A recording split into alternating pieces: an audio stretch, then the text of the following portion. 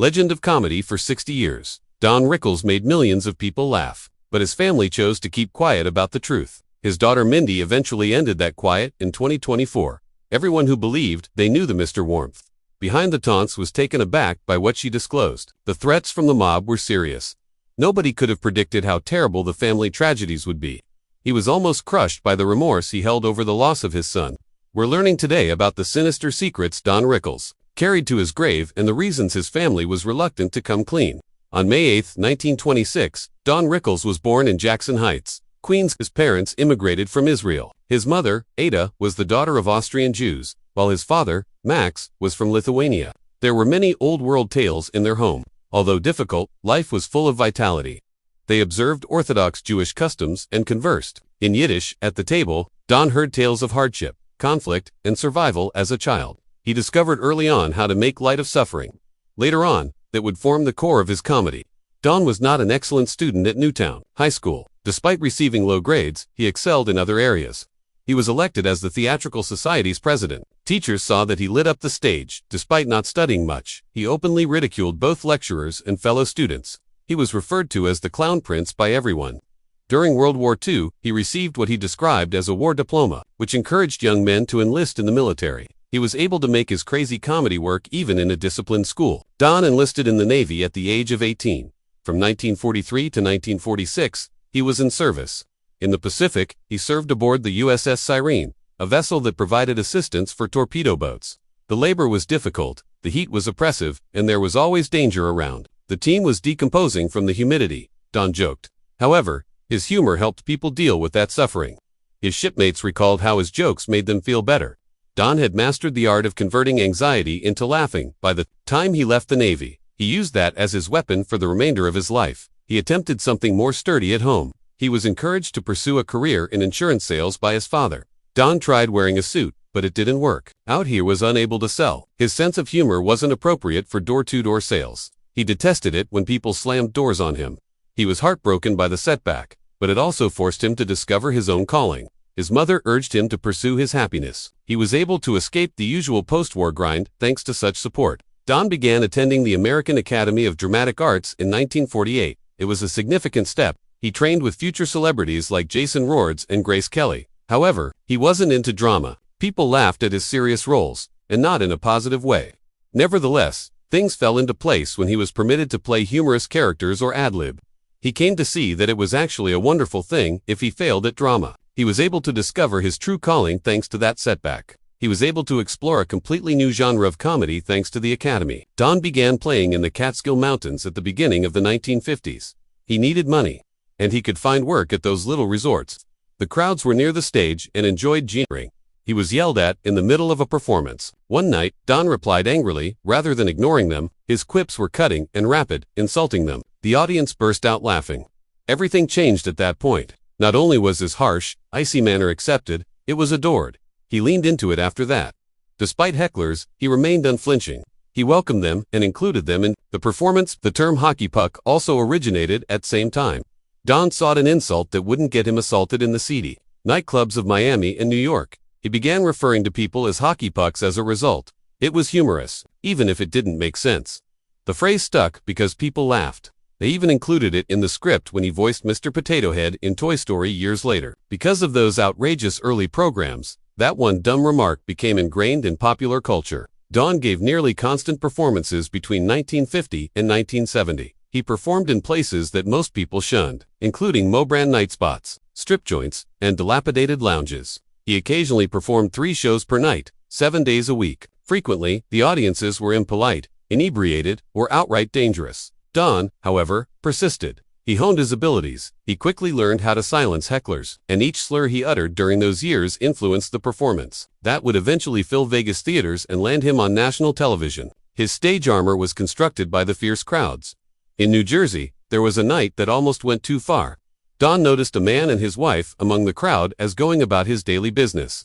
He joked about how big she was, likening her to a moose. He was unaware of the man's ties to the mob, though there was silence in the room. Don was summoned backstage after the performance.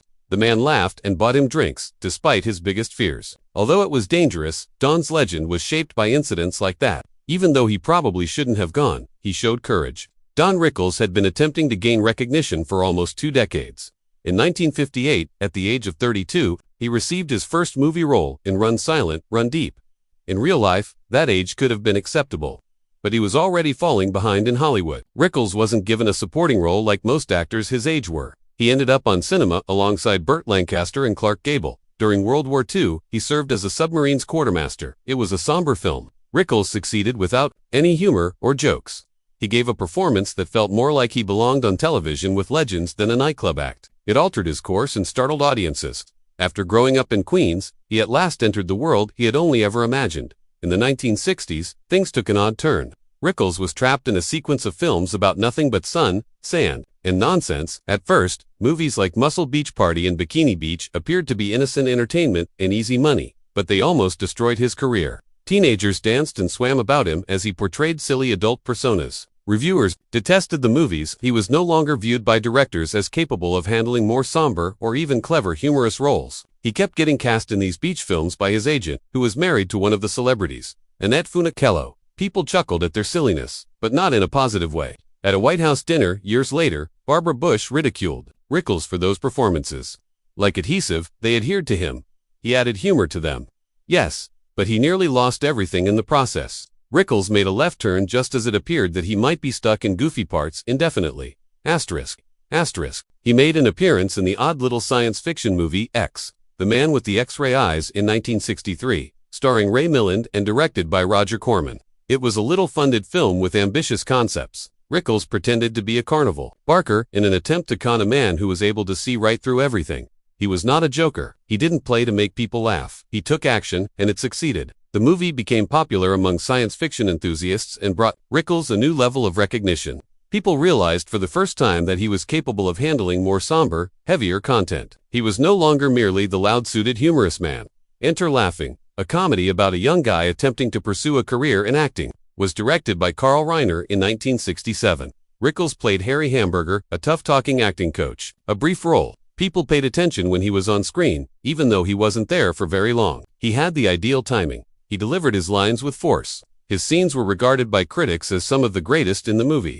He did a fantastic job in his first genuine attempt at humor on the big screen.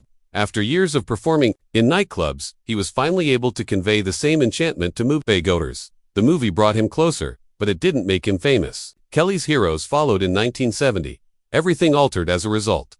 There were several stars in the cast: Donald Sutherland, Ted Savalas, and Clint Eastwood.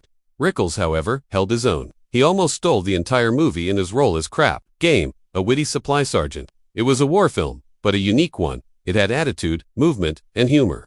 Rickles' gregarious, money-hungry persona was ideal. After becoming popular, the film eventually became a cult classic. All of a sudden, Rickles was more than simply a Vegas comedian and talk show guest. He was a legitimate Hollywood performer. Behind the scenes, Rickles' entire career was shaped by one audacious moment. It took place at the Sands Hotel in Las Vegas. The most influential performer in America, Frank Sinatra, was eating dinner. On a date, Rickles, who was still largely unknown, was also present. He persuaded Sinatra to come over and pretend they were old friends in an attempt to win the woman over. Rickles didn't thank Sinatra when he came to the table, despite his agreement. "Frank, not now," he answered, waving him away instead. "I'm with someone, don't you see that?" For that, Sinatra might have destroyed him, but instead he chuckled. Sinatra took Rickles under his wing after that evening. He was soon nicknamed Bullethead by Sinatra. It wasn't offensive. It indicated that Rickles had merited a place in his world. After a moment on stage in 1957, Sinatra offered that name. Rickles remarked, "Make yourself at home, Frank," after spotting Sinatra in the crowd. "Strike someone." Sinatra laughed, but everyone froze. He found Rickles' guts appealing. No one touched him again. Even when speaking to the most hazardous individuals, Rickles could say anything and get away with it. Sinatra guarded him like a relative. However, safety was not always synonymous with protection. Rickles was playing at the Copacabana in New York on April 6, 1972. Joey Gallo, the mob boss, was present. Gallo was attempting to regain his influence after being released from prison. Rickles called out his prison sentence, his reputation, and everything else as he blasted him from the stage. Backstage friends were in a panic. They implored him to halt. Rickles, however, continued. Gallo remained silent. He even chuckled. The threat was real, though Gallo invited Rickles to Umberto's Clam House for a birthday meal later that evening. "No," answered Rickles. Perhaps he was worn out. Perhaps he sensed something. A mob hit the establishment a few hours later. More than 20 rounds were fired by the gunman who broke in. Gallo passed away in front of his loved ones. Rickles would have attended that dinner if he had accepted the invitation. He might have been slain. Skipping a late-night dinner was the one choice that could have saved his life.